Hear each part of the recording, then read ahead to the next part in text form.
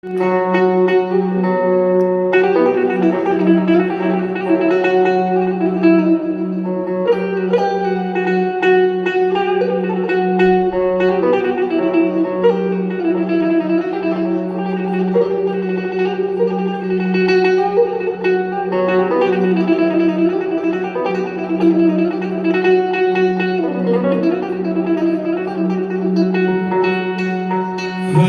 ana birdəki gənclik yaman şirindir, vaxt olar qədrini bilərsən canım.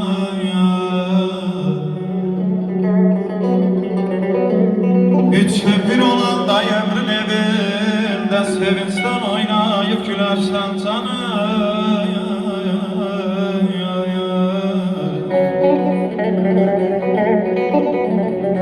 Vətəndir namın qəm təranəsi,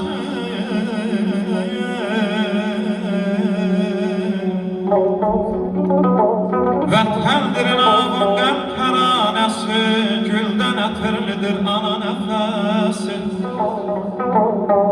Olsa da qəlbində gənclik həvəsi, istəsən dağları dələrsən canım.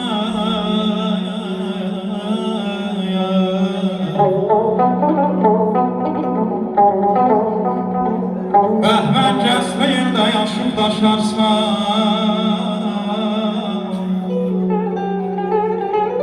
bəhmən gəncliyində yaşıb daşarsan, özünü öz qəlbinlə pıçıldaşarsan. Deyirəm anadan ayrılsan, çətin yaşarsan, anadan ayrılsan, çətin yaşarsan.